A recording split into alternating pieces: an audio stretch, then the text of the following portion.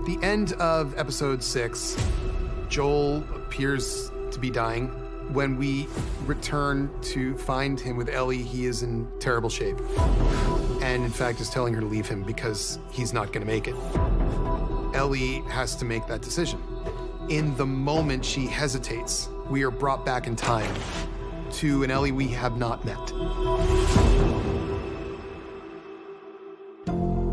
We get to see what is it like to be a kid in this world. Before you get thrust on this crazy journey or find out you're immune to the cordyceps, you're just a kid in a military school that feels like she doesn't belong. She has no connection with anybody else, except for this one girl that left her.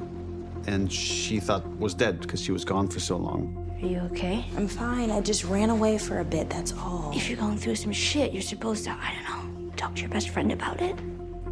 Riley is Ellie's only friend, really, in the QZ zone. She also has quite a big crush on her. Their bond and their relationship is very real and pure and fun. They have a really interesting dynamic, and I loved working with Storm to create that. Riley is played by Storm Reed. We had to find somebody that was able to not only be on Bella's level in terms of talent, but also somebody that we think would have the upper hand on Ellie, and that's a tall order.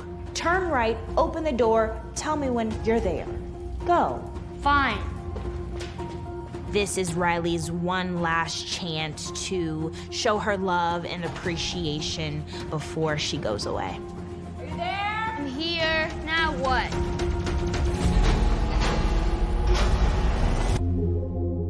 The metaphor for this episode was, what is it like to skip school in the post-apocalypse? And you get to see them play an arcade game. Imagine like an arcade game that Ellie has a poster of in her room. She probably read about it in some old video game magazine they found. They've probably like seen the moves, and here they get to do it. Riley gifts that to her. Go again? Goddamn right. It was so much fun to film. It was crazy, very full on. And those days were long and emotional and taxing, but honestly, they're so rewarding and so satisfying.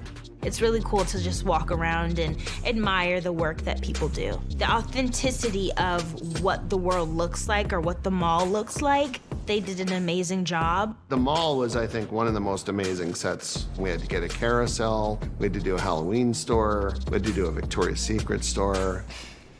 What? Nothing, I was just trying to imagine you wearing that. Shut up. Riley is kind of testing out the waters and seeing how Ellie feels, and she has a little crush on her, so it's kind of like a date, but not really. In that world, to have a crush on someone, it's still like a feeling that you can't just turn it off because the apocalypse is going on and you don't think you have a future together. Like, it's something that's still very much there. In this world, it's often the case that the happiest moments are interrupted by the worst moments. And there's this wonderful moment where Ellie realizes that Riley feels the same way about her that she feels about Riley, and they kiss. Ellie gets to experience first love, first kiss, and then we snatch it away from her.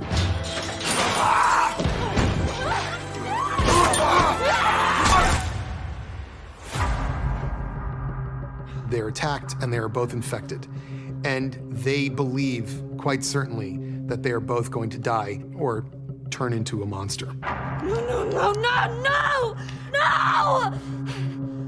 Where Ellie turns dark and violent, smashing the store up and screaming and just furious, Riley is quiet because Riley has experienced loss. The Ellie we're seeing now has never experienced loss.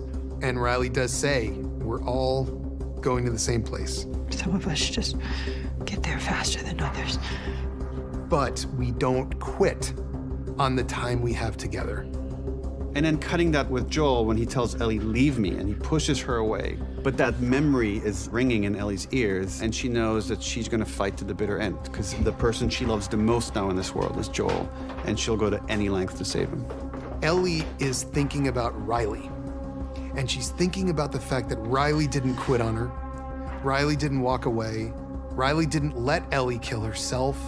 And Ellie's not walking away from Joel. And she walks right back down there and she says, I'm going to keep this moment for as long as I can. For as long as I have you, I'm with you.